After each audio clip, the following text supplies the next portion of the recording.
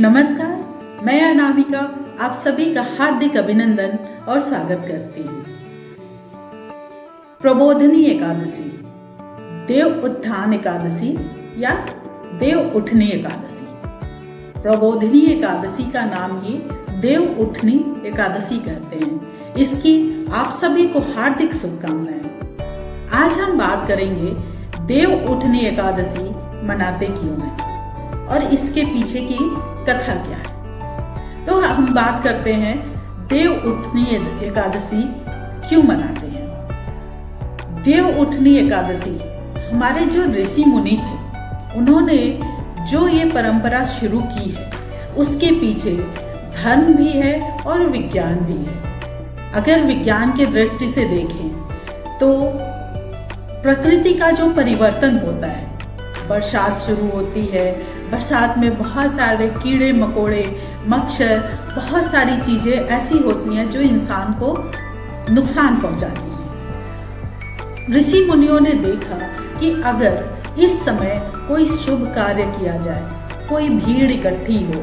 लोग अपने घर में मेहमानों को बुलाएं, तो उस समय में जब बरसात शुरू हो, जब मच्छर मक्खी और बहुत सारे कीटाणु हमारे आसपास रहें तो हमें दिक्कत आती है। इन सब चीज़ों को देखते हुए, प्रकृति के परिवर्तन को देखते हुए हमारे ऋषि मुनियों ने बहुत सारी ऐसी परंपरा बनाई जो हमें आज भी लाभ पहुंचाती है। उसमें ही एक है देव उठनी एकादशी। अभी तक इससे पहले जितने भी रस्म रिवाज, शादी विवाह थे सभी बंद थे, जितने शुभ कार्य थे सब बंद थे। अब देव उठनी या प्रबोधिनी एकादशी से ये सारे कार्य शुरू होंगे। इसके पीछे हमारे ऋषियों का यही तर्क था कि जो भी व्यक्ति है उसे दिक्कत ना आए, परेशानी ना आए और प्रकृति का सम्मान हो, प्रकृति के साथ ही हम अपने सुख दुख को मना सकें, उसके लिए उन्होंने ये सारी चीजें बनाई हैं। तो ये हुई वैज्ञानिक बात। अब बात करते हैं कि देव उठनी एकादशी मनाते क्यों हैं। तो इसके पीछे ये कथा है कि भगवान विष्णु जब एक महाअसुर शंखासुर से संग्राम करते करते उसको मार दिए, उसका संहार कर दिए।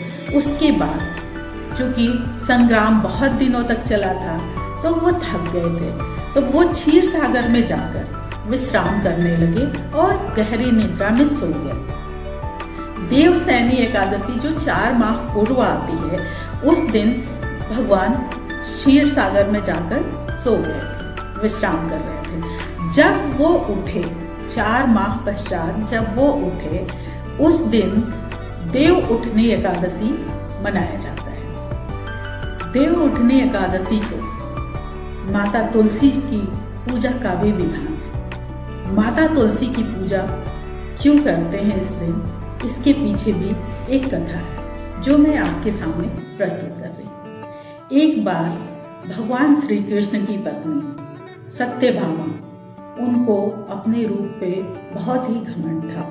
वो बहुत ही सुंदर थी। उन्हें लगता था कि उनकी सुंदरता की वजह से भगवान श्री कृष्ण उन्हें सबसे ज़्यादा प्रेम करते हैं। एक बार नारद ऋषि उस तरफ पहुँचे।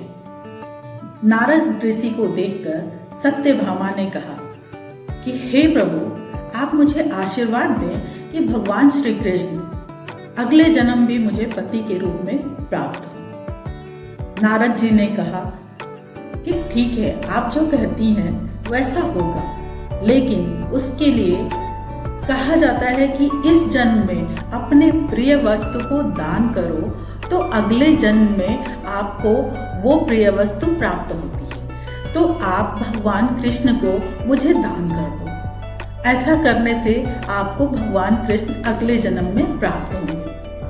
सत्यभामा ने वैसा ही किया।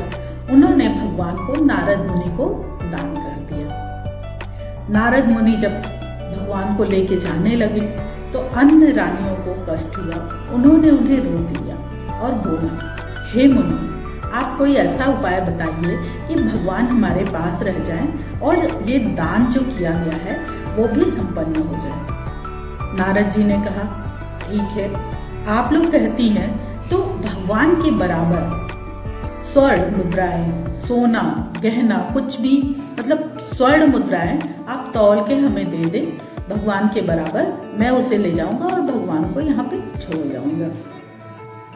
सभी रानियों ने स्वीकार कर लिया। सत्यभामा को भी लगा कि मैंने दान भी कर दिया और मैं इसको ठीक भी कर सकती हूँ। सभी रानियों ने अपने वस्त्राभूषण उतार के रखने शुरू कर दिए। जो उनके स्टोर में रखा था, उनके भंडारे में जो रखा था, जितना स्वर्ण आभूषण, बर्तन सोने के और जो भी थे वो रखना शुरू कर दिए। फिर भी तराजू के एक पलड़े पर भगवान बैठे थे और तराजू के दूसरे पलड़े पर जितनी स्वर्ण आभूषण थे रखे गए, फिर भी तराजू टस से मस नहीं, बिल्कुल नहीं हिला। अब सभी रानियां परेशान हुई और ये बात रुक्मिणी को पता चली, जो भगवान की पटरानी थी। जब रुक्मिणी को ये बात पता चली तो उन्होंने उसका समाधान निकाला। माता तुलसी की उन्होंने पूजा की।